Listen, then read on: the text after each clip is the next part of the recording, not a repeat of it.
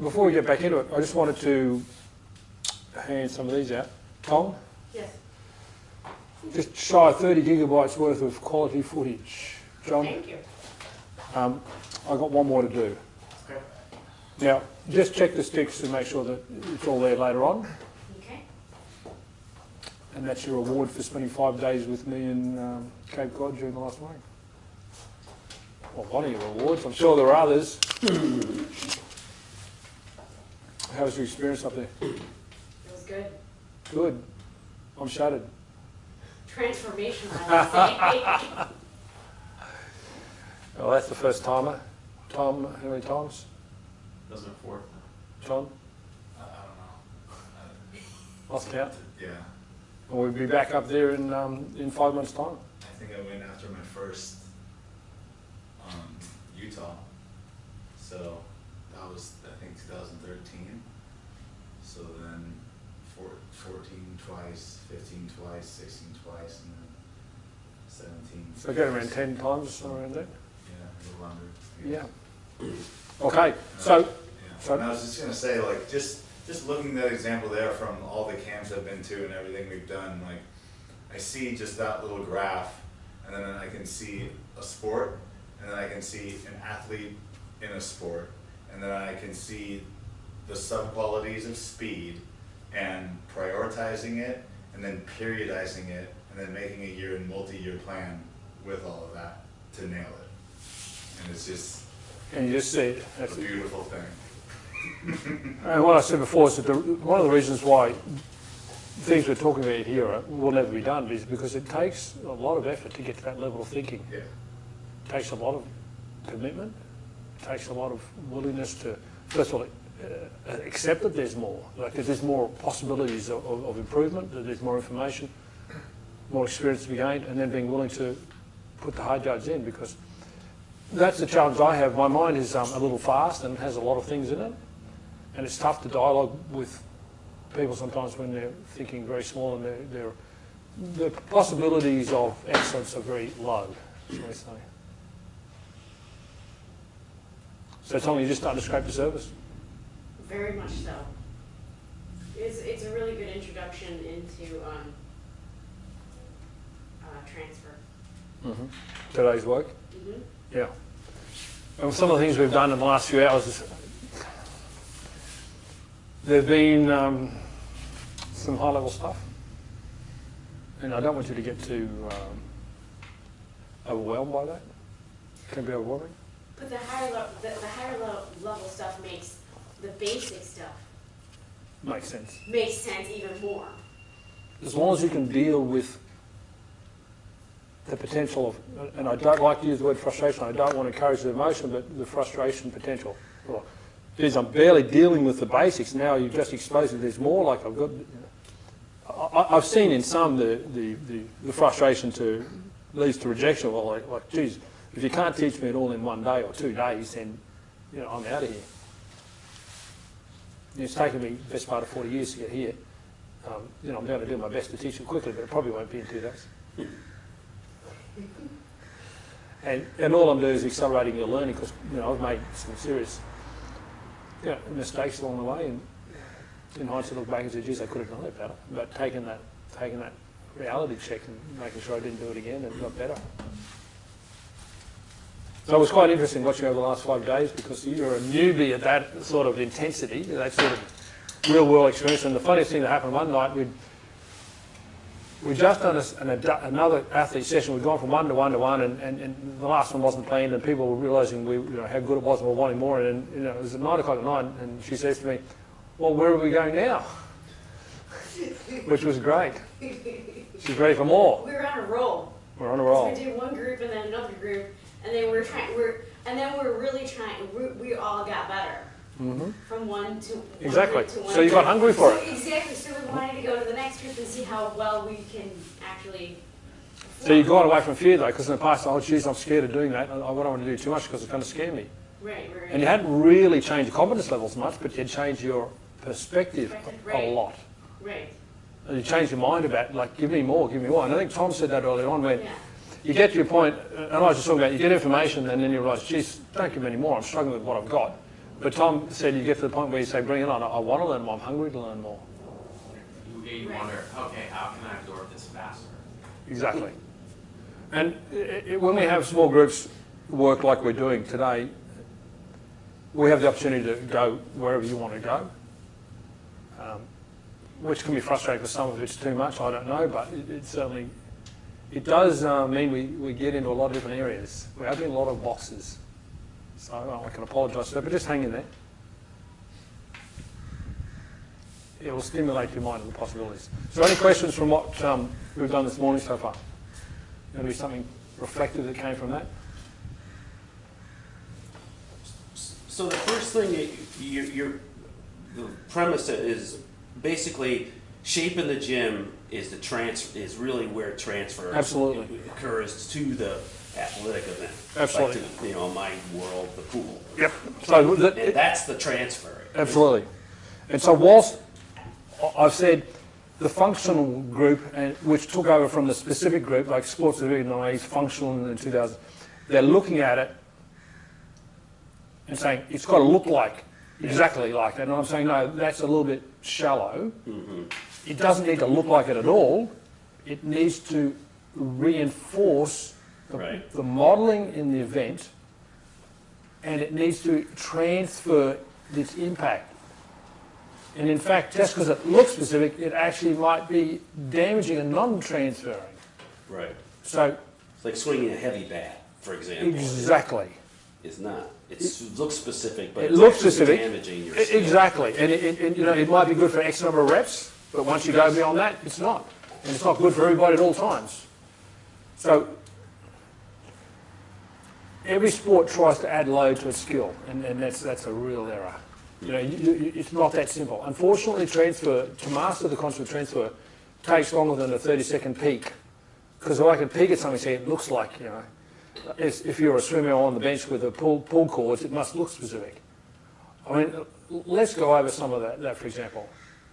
The minute I see anybody using a tube in sports training for more than a couple of seconds, so I'm saying there is a role, but if there's a tube or a band involved for more than a few seconds of stimulus, I really start getting scared and hurtful for the athlete. Like, I just cringe. Now, in a lateral movement sport, the greatest limitation is uneven displacement of load left and right leg. So that if I'm in a lateral moving sport and I'm overcommitted on one leg, and the opponent changes direction on me, I'm gone. Whether it's in tennis, where the opponent realises I'm overcommitted on one side and puts the ball on the other side, whether it's soccer and does it with a dribble, whether it's soccer and does it to the goalie in a shot. There's so many sports that if there's multi-directional movement involved and I overcommit, I'm just like, my opponent wants me to train like that because that means I'm so easy to turn them inside out. Mm-hmm. So guess what? All lateral assisted work in sport is done with what between the legs? A band. Now what am I going to do to the band? Do you think the band's going to change the way I move laterally? Absolutely. I'm going to use muscles and I'm going to shift my centre of gravity in a way that is damaging my sport movement, full stop. Now, if I did it just 1 to 2 reps, it might not make a difference. There might be a positive impact, but as soon as I do a few more than 5 reps or 10 reps in any given day or week, I'm in trouble. Now, that's just movement in sport. When it comes to the use of bands in strength training, for anybody, when you understand the force curve, you ask yourself, like, I don't want to say this on Facebook Live, but WTF would be my response. It's ironic because back in the 70s, Universal, lever machines, those enough older remember, they were one of the first in my lifetime, and maybe one of the first in the industry, to say, hey, we're going to come up with a smarter idea than lifting a load, because when we're lifting a dumbbell, it's too heavy for us and it's just right for us, and then it's too light for us. And so we're going to come up with what they call dynamic variable resistance, and therefore it's going to be better. Now, it was a linear change in loading, so that didn't reflect the force curve. So then Arthur Jones came along and said, well, I'm smarter than that. And he came up with the offset cam, the Nautilus cam, which means the resistance was lighter, got harder, and then got easier, or vice versa. So there's been a whole series of attempts through to 2000 where, in good intent, people sought to match the force curve. And then isokinetic, of course, which was even more matching of the force curves. And now we've gone back and post-2000, and the most common form of resistance is a band, like a tube, which, you know, we're back to getting, it's easier and it gets harder. So in the weakest part of the movement, you know, we've got the greatest force against us. So what does an athlete do? And the use of a band in what I introduced to the industry called control drills, like small exercises aimed at increased recruitment, which I popularised as an introduction to all strength training workouts. When I see someone doing external rotation with a band, I just want to, run and jump on my John Deere and take my tractor into the bush, go and hide for a long, long period of time, pretend I didn't see it. Like, because there's no way in the world that their technique is what I want it to be. So they're abducting, they're doing all the things we don't want them to do so they can overcome the resistance of the band. So, you know, an athlete asked me recently why, you know, because the athlete had been exposed to a lot of band work in their prior training. They said, well, why do people use bands? And I said, because they're brain dead. There's no other way to say it. So I know I digressed from that one, but coming back to your question. I think you did answer. I'd love to, I mean, this is another topic, but I mean, I'd love to eventually look at the control drill because I've, you know, something that I'm very interested in that I'd love to, if we have a chance. So, yeah, and absolutely, I want to, because Sure. the best way to impart execution control drills in person. Sure. So I want to give you a history. I noted physical therapists were doing certain things, and I thought there's some good things to what they're doing, and I wanted to integrate it into what I was doing, integrate it into training, because I don't believe training should be compartmentalised. So I adopted some of their exercises, innovated a few more, gave them some names, and started doing it as part of my strength training at the start. And I didn't teach it a lot initially because I knew I couldn't communicate it verbally. Mm-hmm. It could be communicated reasonably through video, but in imagery, but it really needed to be done in person. So when I released my programs in '99 on TMAG, as it was called then, and my Get Buff book, etc., I didn't write about it much. I made mention to it, but I was very concerned about teaching it, and I started introducing more Get Buff 2 and teaching it in seminars. You know, it took on globally, which was great if it had been taken on in the manner intended, because when I look at anybody's exercise at the start, now everybody in the world, just about, at least in sport, is doing some form of, or even in general pop, is doing something at the start to activate the muscles, which it was part of what I did it for. Right. But I also did it for insurance policy, as an injury prevention insurance policy. The way they're doing it is actually making injuries worse. It's increasing injury potential. So they've taken my concept, it's sometimes even exercise that might look like what I suggested, but the execution is actually completely opposite to what I was doing. So they're doing exercises that are actually causing more problems than preventing the problems. So I'd love to teach it, because if done correctly, it really changes the way of the athlete's situation, their condition, their performance, etc. And people will go away from this concept because that's what trendsetters and trend followers do. They drift in and out of concepts. And we'll stay true and teach it in a way that serves the athlete the best. And if you don't perform control drills in the manner in a certain manner, you just don't do them. You're absolutely wasting time doing them. So we'll get on to that. Great. Tom, you look complex. I'm just trying to make the whole idea of length, tension, stability. Look, we spent hours on this one. It was good, wasn't it? Yeah, I'm trying to figure out how. You probably have those ideas in some sort of an assessment unit. Yeah. So I'm trying to figure out how that. How to understand it? Yes. Yeah. So the way we teach, there's theory and then there's practice, and there's learning by doing. So what we do with you as you progress through the coach education program that we offer, you'll be given situations where you'll see us do it, and we'll watch you do it, and we'll dialogue on it. So there is definitely artifacts in place for you to watch and learn from watching them. But more importantly, we do real world teaching. So we do teaching as it's meant to be done. You have your mentor there with you, you're watching them, and they're watching you. And then you go off and do it yourself, so to speak. It's too high a level of concept for me to place it early in your program. When I say early in your educational program, I don't rush to teach it.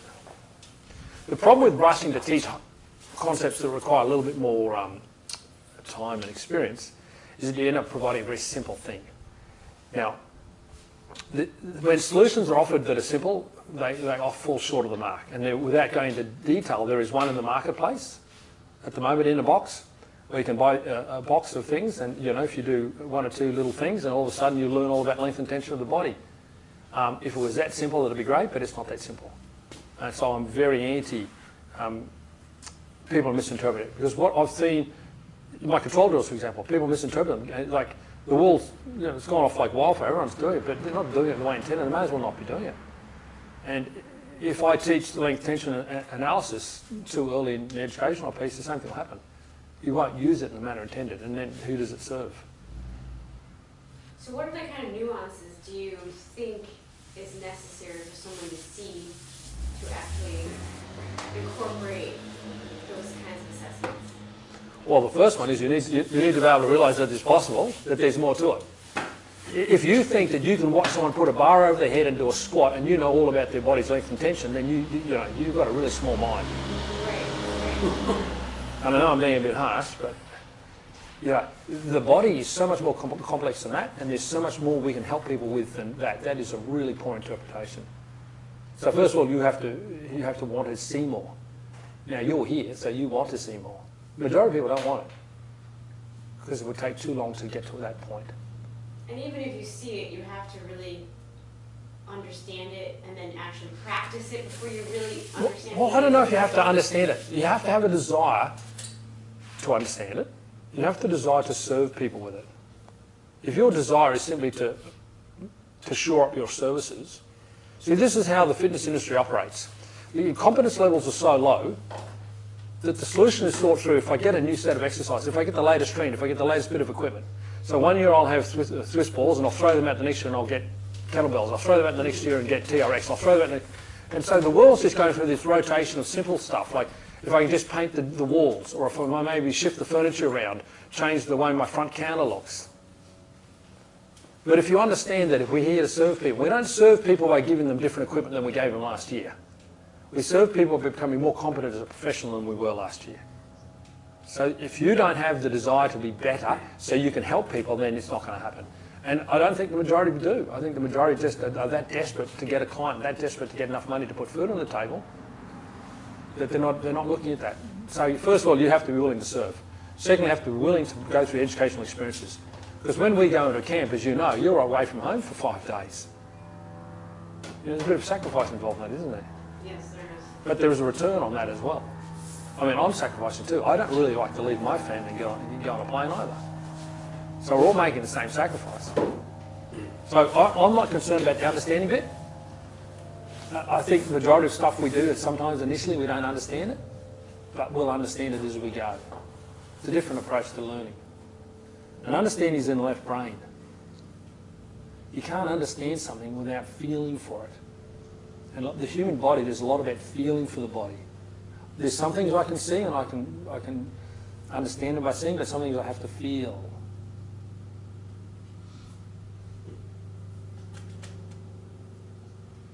What do you think, Chris? I have some pretty specific questions that weren't, like you mentioned in the very beginning, if a coach is looking to improve somebody's vertical quickly, Yep. that they would gravitate towards quad dominant Absolutely. activities. Why wouldn't hip dominant activities help vertical? Well, they would. In fact, there was an interesting, and I applaud the authors behind the study. There was an article published, research in the US in the last year or two, where they did deadlifts and came with the same vertical jump change as with the squat group, And I believe that is the case. I believe there's no reason why that can't be the case. But I do believe that the dominant muscle will be either the quickest to respond or the piece that takes you to the next level. So for me, it's the cream on the cake, the icing on the cake. For everyone else, they just want the icing first. So yes, the hip dominant movements aren't too far behind, but they don't always give you the same quick solution. I dominate through hip dominant activities. 75% of my lower body activity, generally speaking, is led by hip dominant, but not simply because I believe it's superior to quad dominance for improving displacement. It's in part because I'm balancing previous training. And, you know, I've come to the conclusion that the majority of sports are quad dominant sports. And I'm using terminology that I introduced, you know, the lines of movement I introduced, which now is, again, used by everybody, but they don't understand it. They don't get it. Most sports are quad dominant sports. So just by playing the sport alone. And this is the point that I believe is missed by most. The aim of physical preparation, the aim of dry land training, the aim of, I won't use the word strength conditioning, I just did. I'll wash my mouth out later. Is not to replicate the sport in the first instance. It's to compensate for the sport in the first instance. We're going to make up for what the sport's done to you. Now, the job is to negate the damage or the downside of the sport. And if you don't understand that concept, you're only adding to the problem. Because if I was to try and replicate the sport, not only would I be damaging the sport's performance, because it's never really going to be like the sport in terms of velocity and ground contact time, it's not only going to be non-specific and damage my sports performance, it's going to make my muscle imbalances even worse. Like, it just hurts to see kids in a swimming program doing the dry land on the side of the pool, and they're doing more of the same. Like, really? So, you know, swimming will do this to you, but doing dry land swimming will guarantee you here. Like, they're guaranteeing them surgery. And the surgery in swimming, if someone was to put a timeline down in their programs when they introduced dry land training to swimming, and then analyse the injury patterns after that and before that, it'd be like, you know, after de minimis and before de minimis, you know, AD and BC, like, it's chalk and cheese. So, things that would make us better in the short term aren't always the best solution. Hopefully that deals with that a little bit.